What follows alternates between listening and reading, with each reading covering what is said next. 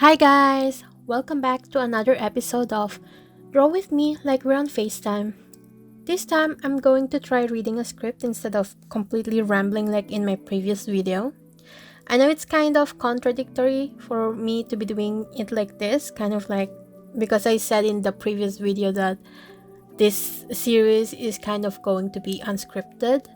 But I think it'll be better this way in the long run. I mean, I'm still kind of unscripted, like right now. I'm adding like random tidbits here and there that comes to mind, but mostly I'm going to start reading off a script so that I don't ramble on like I'm doing right now. Anyways, I hope you guys are hydrated and you have all your art supplies with you so that we can draw together. Yeah. I've decided I'll try it out like this so I don't have to bleep every curse word I say. Last time I spent so much time just doing that, and I just really think it's easier for me to do it this way.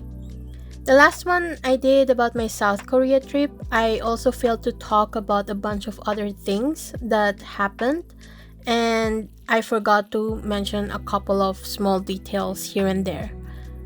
Anyway, like small details that I thought would be funny, like the nosebleed I got when we were walking down the Namsung Tower. I don't know how I got that nosebleed. Maybe because of the pollen, maybe because of the height difference. I don't know, but it happened. Anyway, this video is going to be very long, and I suggest that once in a while you also stretch, okay? And take a sip of water because hydration is important. Anyways, since this video is about changli, I wanted to talk about games, like the games that I was obsessed with, I've played when I was young and stuff like that. Yeah. Mostly the MMORPGs I used to play when I was young. So yeah, let's start. I can't say I'm much of a gamer girl, to be honest, but I remember the first ever game I downloaded online. I saw an ad of it on the side. I saw this beautiful elf. I don't know what I was doing online. I was probably googling some images of Magic Knight Ray Earth on Google and just ogling at the art because I was such a huge fan and I didn't know anything about fan arts back then. So all the artworks that I was seeing on Google were mostly, official art from Clamp, and oh my god, their art is just gorgeous. Anyway, I was probably scrolling through some shady ass site and I saw an ad for an MMORPG called Last Chaos. If you know that game, you're old! You're just as old as me. I don't even know if that game is still around, to be honest.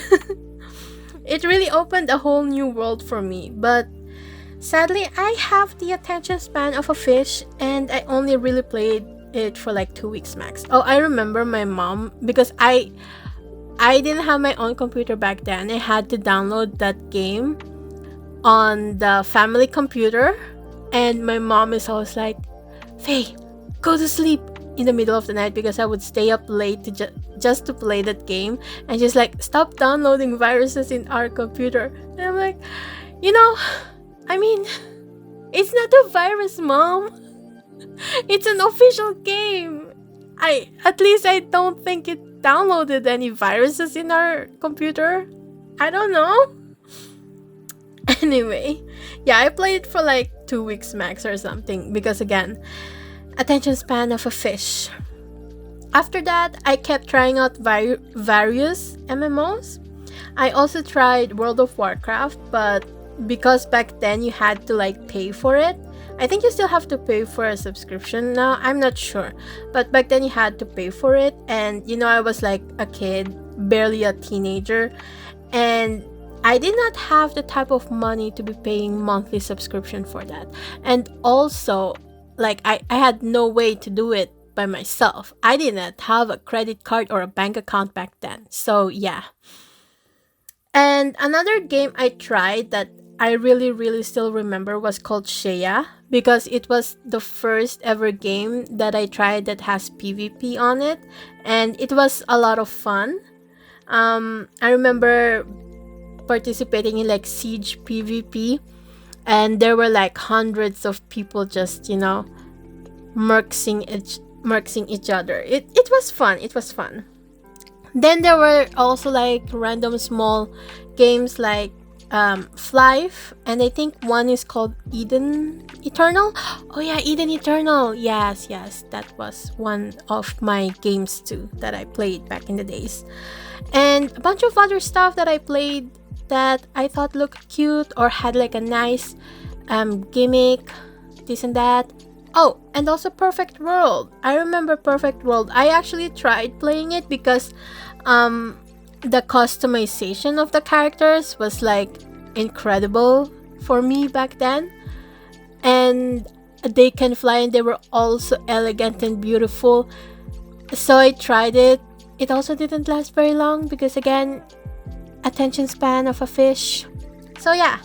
But then, oh yeah, and when I finally got some money of my own, I also started to play Guild Wars 2 because back then you had to buy like a CD of Guild Wars 2, and that was your whole payment. That was, you don't have to pay for subscription or whatever, just buy the whole CD and that's it. And yeah, I played it for a couple months actually. I had a lot of fun trying out all the characters, but it only lasted for a couple months. And then came my new obsession called Dragon Nest. This is a game that I really love. I still love it to this day. This game, I was really obsessed with it for a really long time, like years. It's probably because I found a super nice guild to join with really active players, and I'm still in contact with the guild master, not the guild member. I have some of the guild members' Discord still, but they're not really active anymore.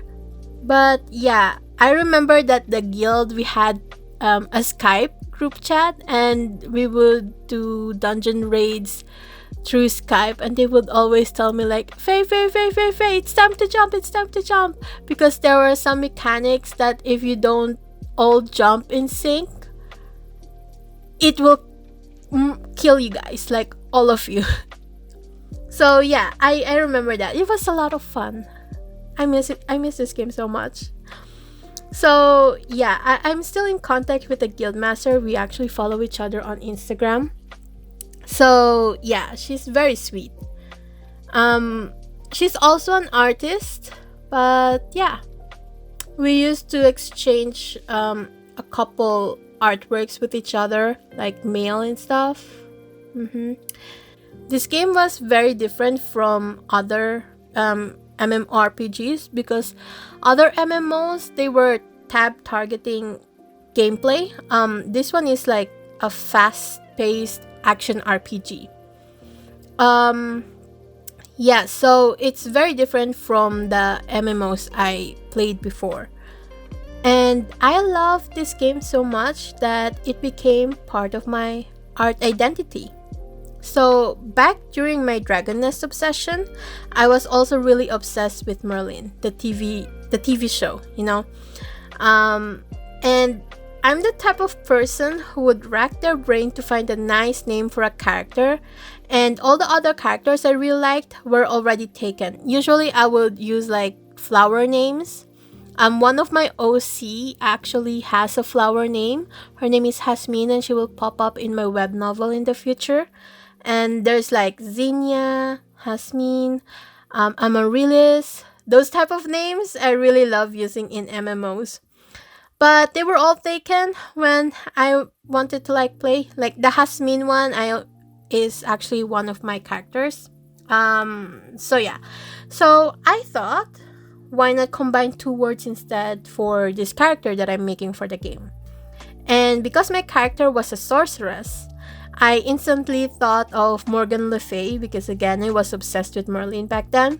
And my character also got a free costume based on the Queen of the Chess Piece. So she has like a crown. How did I know that I would get that costume? Well, again, that's because I already made a character previously named Hasmin, and I wanted to try a new character, and this character happened to become my main character in that game. Yeah, I tend to test out different classes in each MMORPG just to see if I like their playstyle. And usually I always gravitate towards the archers and the sorcerers mage playstyle.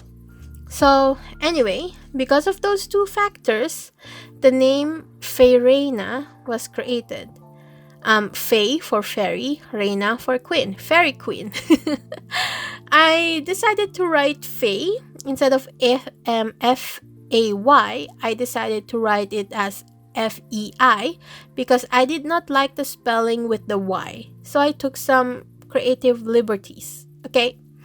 So yeah, that's how my artist name came into existence. Sadly, my favorite game of all time had to close down. There was like a whole security issue that happened. And the game is old and it's already losing player base back then. And then this security issue happened and it pretty much wiped out a huge chunk of the player base. That's because the players' gear and characters levels were wiped from the game. But then when the servers came back online again, the developers were like, okay, we were able to save a small amount of data, like the characters that were already created. But again, all the gears were lost.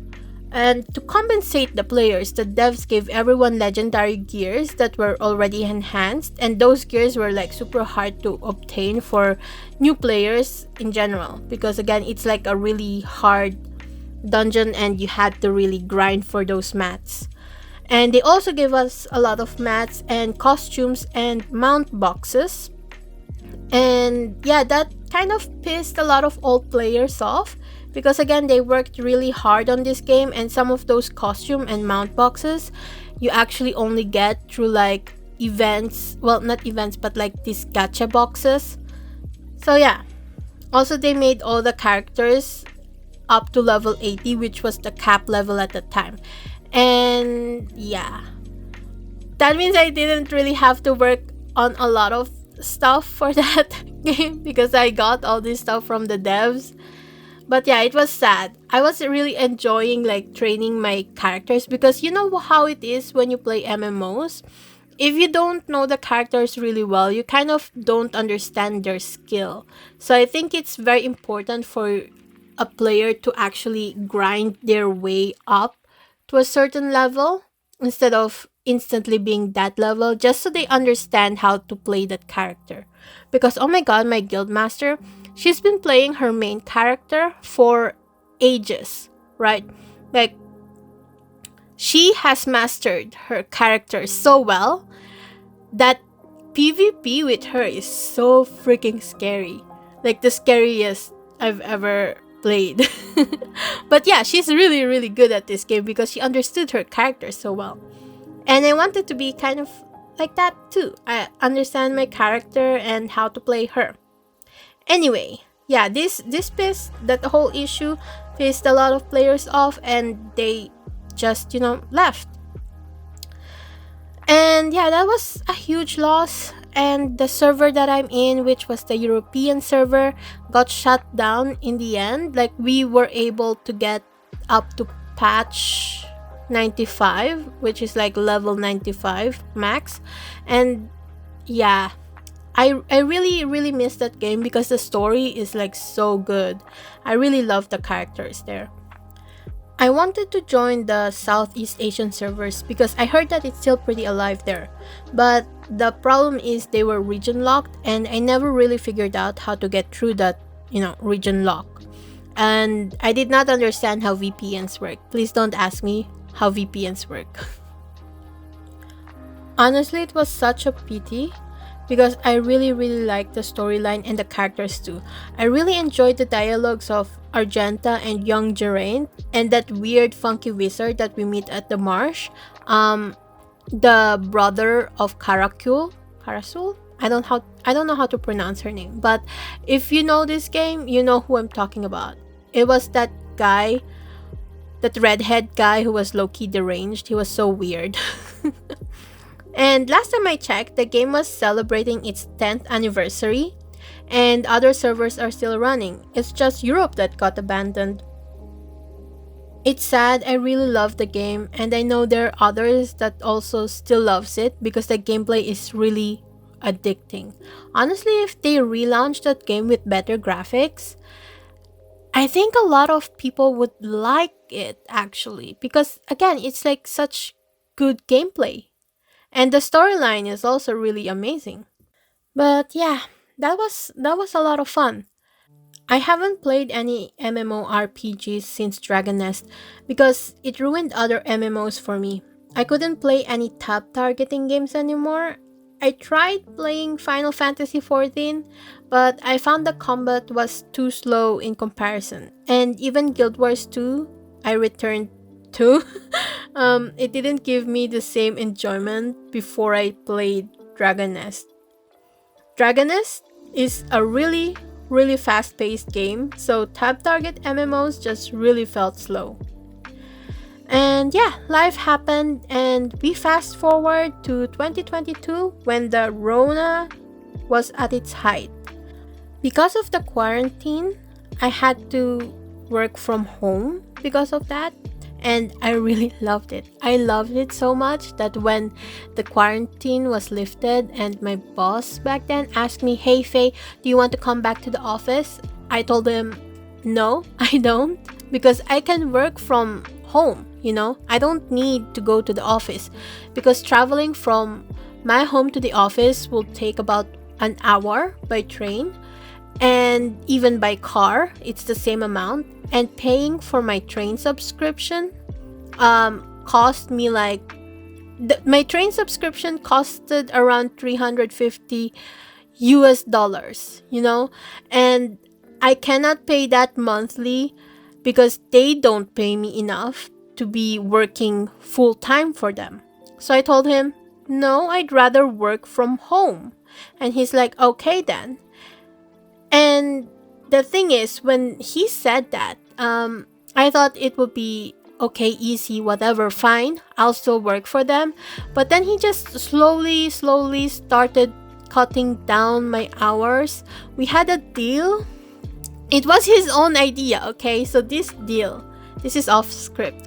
This deal was, he said that, "Hey Faye, do you want to work 41 hours a month, not a week, a month, and we pay you this fixed amount, right? Like we will pay you a fixed amount for this hour, but for example, if you go over the hour, for example, if I work overtime, then they will still pay me that. They will pay me extra. They will pay me for overtime.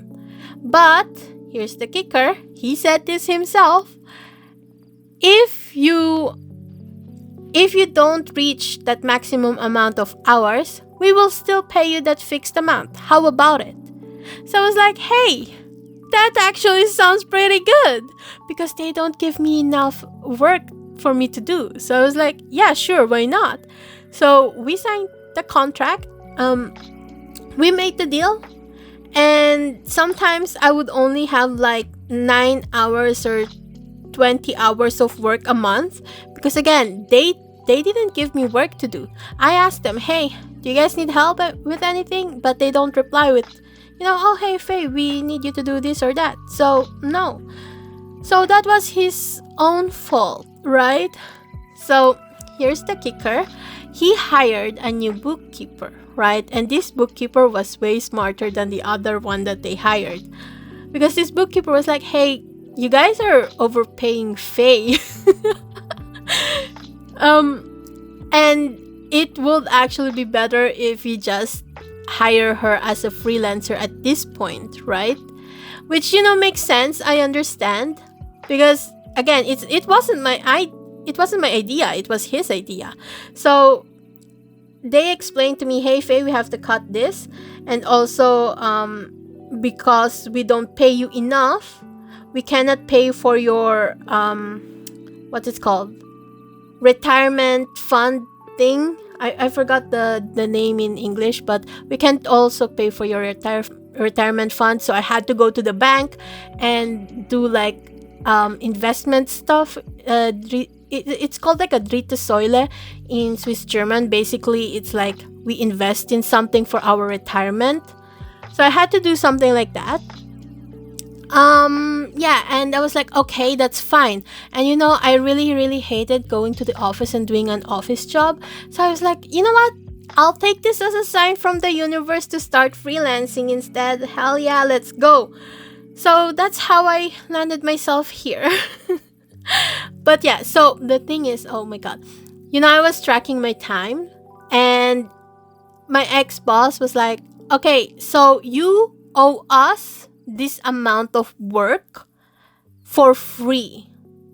Like, basically, he said, it was like December, and he said, hey, because you worked over, you didn't work this amount of time, you owe us 3 months worth of free work.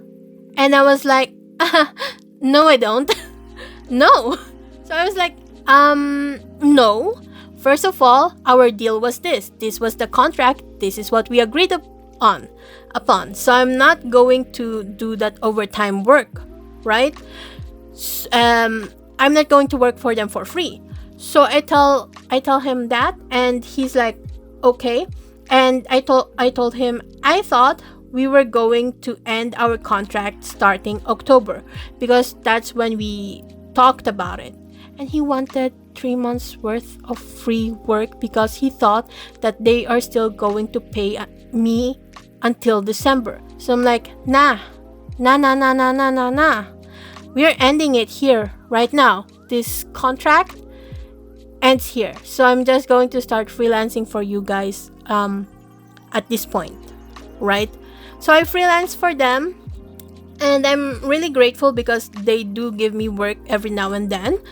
But the thing is, they're always late on the payment. Always late. They still haven't paid me for like 3 months ago. And I'm like, you know what? Whatever. I'm waiting. I'm still haunting them about it. So I'm waiting for the payment for this month because, oh my god, it's been 3 months. Come on.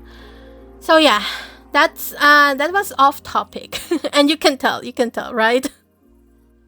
Anyway, because of the quarantine, I had a lot of free time on my hand, and I actually started working on like my webcomic for the first time then, and then I dropped it when I got too busy again. So, rip. Yeah, anyway, I didn't have much to do because I finished my work so quickly, and because of that, I started looking up games to play on my phone. And guess what I found? No, it wasn't Genshin. It was a game called The World of Dragon Nest. So I was very intrigued. I downloaded the game, not from the mobile site, not from Google Play Store, because that game was only available for Southeast Asia.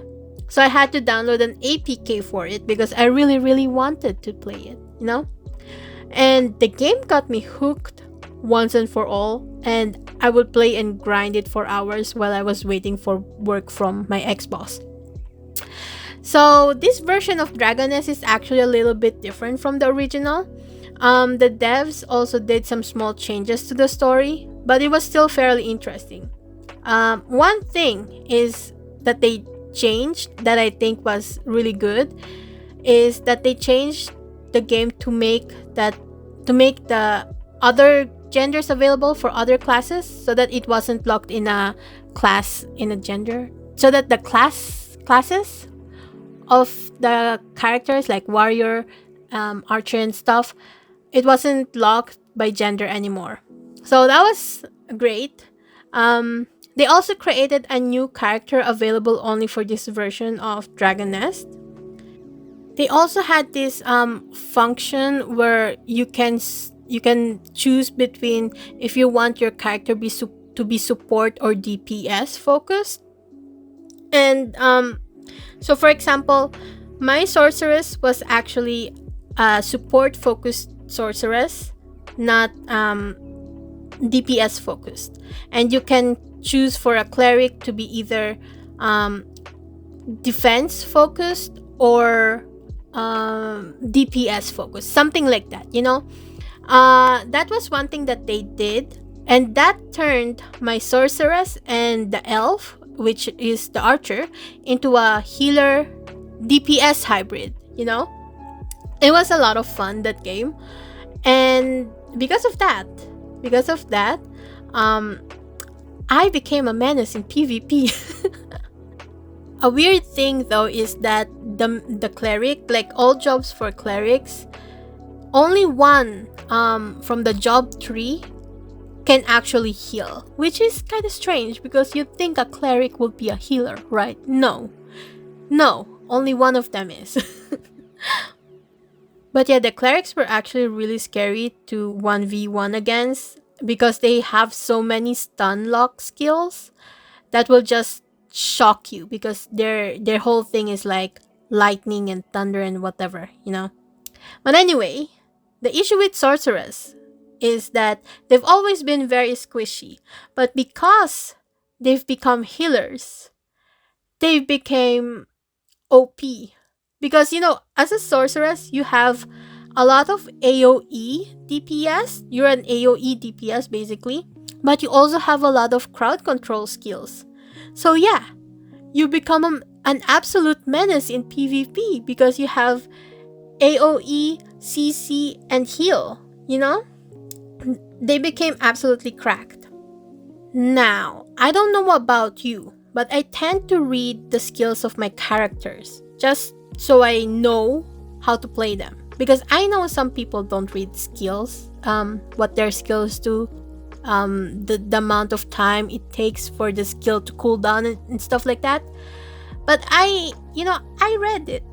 So that's how I found out that my sorceress has 2 healing skills. Do you know how I know that nobody read the skills of their characters? It's because during PvP, somebody contacted me per DM and asked, "Hey, how can you heal so much?" And I was like, "You have 2 heal skills." And they're like, "Wait, we do?" Because they were also a sorceress, right? And I told them, "Yeah, you have 2 healing skills. Use it." And they're like, "We do? Yeah, and we also have a shield that makes us very much invulnerable. So you have to, time yourself using that shield." Because what I do is basically I would cast a shield on myself and then a healing spell that heals over time. Like I leveled that up to the max, so that heals over time, and I would rush into like the enemy line and basically nuke them before I move on to the other side. So it's basically like guerrilla warfare, right? So I would do that and then swerve to a different area so that my other teammates can do the rest. So that's what I would do. Anyway, I told them, "Hey, we had 2 healing skills, use them." We also have this super OP skill that resets the time. So basically, you use up all your skills and then you use this skill to speed up the time. So for example, there was this one healing skill that's like, I forgot the time, the amount of time, the cooldown, but I think it was like 1 minute cooldown because it's like a huge heal skill. But because I have this skill, I would use that skill and then cast the buff, and it will pretty much halve the waiting time for that skill. You know what I mean? That kind of skill. So I would do that. And yeah, I don't know, some people just don't read their skills, I guess. And yeah, so I built my sorceress up to become one of the best healers in the game, to the point that I get targeted and ganked up on by other teams during group PvPs. This is also the reason why I am saying clerics are scary to 1v1 against, because there was this one cleric that specifically kept targeting me whenever we're on opposite teams. and he isolated me from my teammates. But we actually became good friends after a while, because I was like, bro, are you really targeting me, or am I just tripping? And he's like, yeah, I am targeting you. But whenever we're in the same team, he tends to stick to me whenever we're whenever we're on the same team, because we are a menace as a duo, and I love that for us. Also, I got accused of cheating by a lot of people. They're like, oh, Face cheating, blah blah blah. And I don't even know how to cheat. I don't know. I'm not technically smart enough to cheat on video games. I don't know how to do that. But thank you, I guess. How I found out that people were accusing me of cheating was through the world chat. I ignored the world chat a lot because I was playing on mobile, and the chat was so freaking tiny that I couldn't read it. My brain just pushes it away. It's hard to see, basically. So I never knew that for a long time people were calling me a cheater, until a guild member pinged me and asked what was going on. So I was like, what do you mean, what's going on? And they're like, have you seen the world chat? So I looked and I was like, what? I also told one of the people who was calling me a cheater to cry me a river, because again, how is it my fault? Anyway, yeah. So this is a thing, guys. Read the skills of your characters. Okay? Anyway, this game sadly didn't last long either. The devs killed it because it started losing too much of their player base. This is always the issue, the player base. The loss of player base. The game was only available for Southeast Asia, mind you. I think they would have been fine if they made a global release, because again, it was really super fun and competitive. But once again, I had to say goodbye to Dragon Nest. So, months passed by when suddenly a new game appeared that really made me interested in the combat system. This is when Genshin Impact enters my world and introduced me to the gacha world. Well, technically my intro to gacha world was Onmyoji, but I didn't understand the gameplay and it bored me after playing it for a couple days, and I just dropped it. I didn't even realize it was a gacha game in the first place, but I do like the character designs in the game. It's really, really good. That's like a bonus. I just don't understand the gameplay, It wasn't for me. Anyway, back to Genshin Impact. I really, really loved Genshin. The world, the storyline, the characters, it really captivated me. And the combat system was fast enough that it made me forget Dragon Nest. So I started playing Genshin since release, but by the time Inazuma was out, I started losing interest. I took a couple months of break from it, and when I wanted to come back, I was too overwhelmed with everything. I honestly just wanted to continue with the Archon quest, since that was what I really liked the most about the game, the story, the main story. But it got gatekept by character quests, where several character quests to be exact. I had to finish Ayato's friend quest thing, and then I had to do Dias, and I was like, this is too much. I cannot. Because the quests, I have no interest of doing them, because they have so much dialogue that you don't really need. It's just a lot of padding, and there was no skip button inside. Oh my god, their game would be so much better if there's a skip button. Mihoyo, give me a skip button, Mihoyo, and my life is yours. I'll go back to playing Genshin if you give me a freaking skip button, please. It's the same whenever you want to start the events too. There's oftentimes a lot of dialogues you have to go through, and as someone who has too much on her plate, not too much time, too much on her plate, it's hard to get through these dialogues without going insane. So, after years of playing and dropping a shitload of money on Genshin, I decided to call it quits. And I'm not gonna lie, I probably dropped over $1,000 on Genshin banners. I was still financially stable back then, and I had a part-time job and disposable income. I wouldn't say it was a full-time job because it wasn't. I only really wanted to wail on characters I really, really want. But once you start wailing, it's hard to stop. I remember the first time I wailed on this game. I actually didn't use my own money.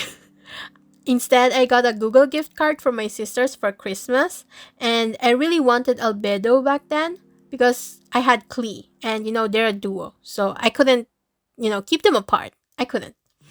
And ever since then, a dam broke. I used to just spend money on Welkin and maybe the Battle Pass once in a while, but man, that gacha addiction really hit hard for the first time that Christmas.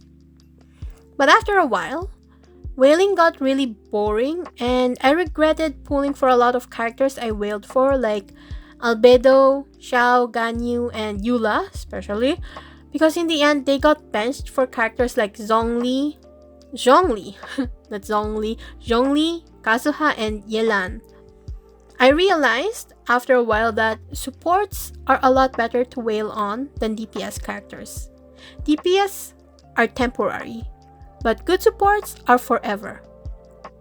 Again, also, DPS gets power crept all the time, but supports always has your back. And yeah, I tried to come back to Genshin when Sumeru dropped because I really liked the soundtrack. It was amazing. And they finally added the Dendro they added the Dendro element into the game. And I also really wanted to see how the playstyle would change with the Dendro in it. And it was fun for a short while, but then I lost interest again.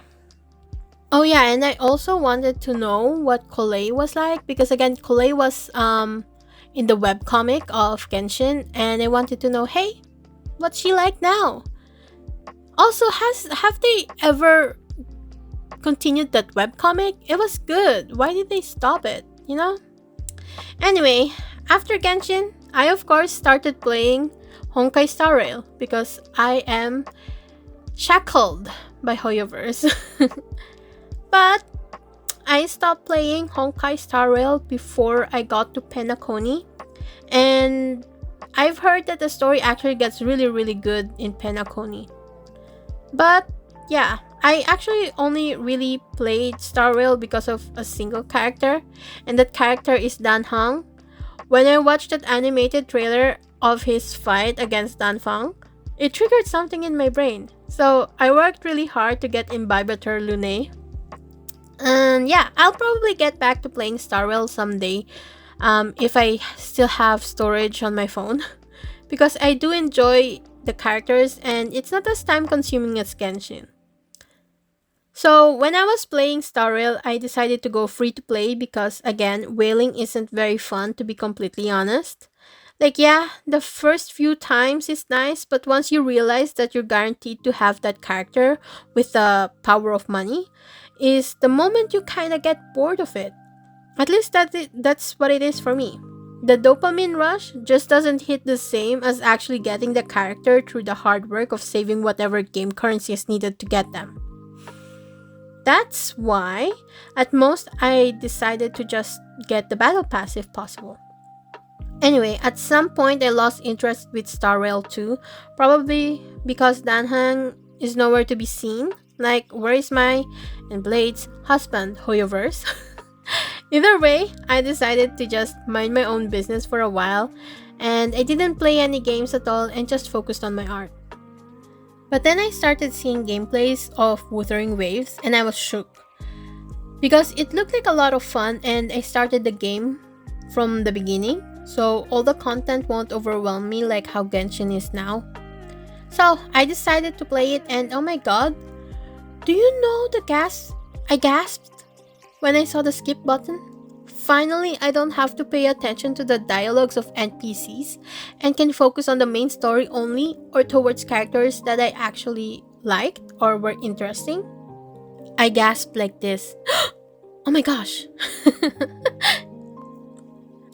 I also really like the parry and dodging system of the game, and I also liked a lot of the character designs.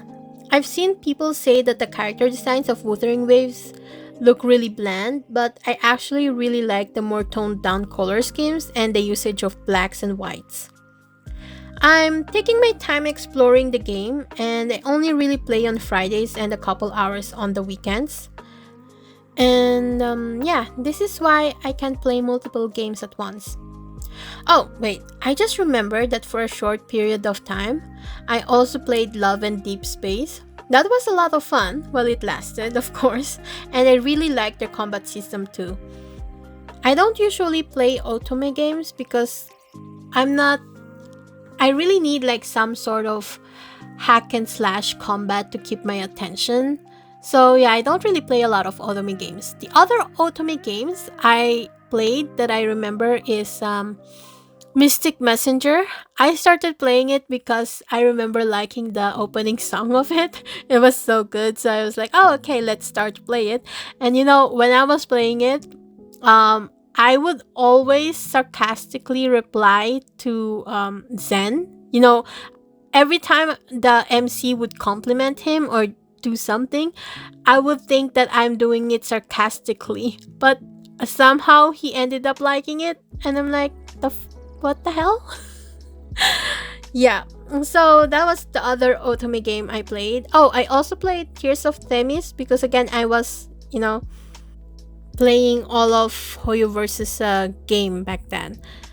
But yeah, it also didn't last. Tears of Themis, I just did not like the play style, the gameplay. So I was like, okay, bye.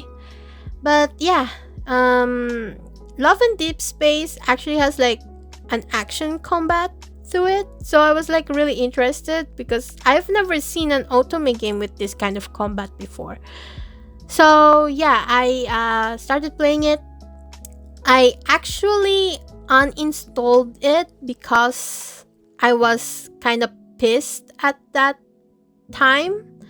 There was this thing where the fans really hated Fujos.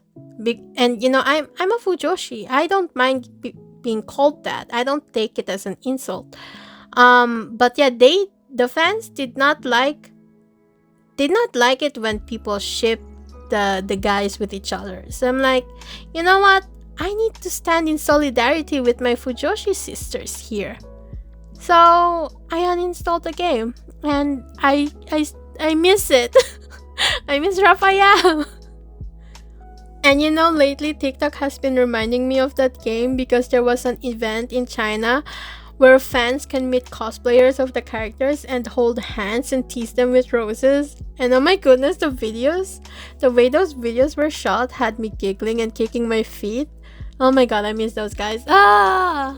Maybe I should play it again. Who knows? I don't know. I guess I'll just ship them anyway.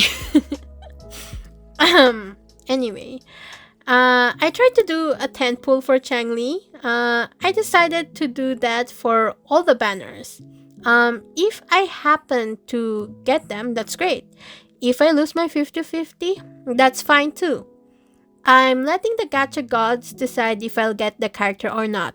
But if I really like the character and I really, really want them, I might just have to say goodbye to all of my astrites. Just like what I've done with Jinshi and Jian. But for now, my astrites are safe. I'm saving up for Geshulin and Scar. And yeah, are you guys saving up for any characters in the gacha games? In any gacha games? Leave a comment down below. Let's talk about it, guys. So, yeah. I hope you guys enjoyed another Draw With Me Like We're on FaceTime video. Most of this is scripted, but a huge chunk of it ended up actually just me continuing to ramble on, which is fun. It's fun. It's fine, right? If you guys want to see more of my artworks, I post them up on my social medias that I'll link in the description below. And yeah, that's all for now. I hope you had a productive drawing session, and I'll see you next week. Faye out. Bye!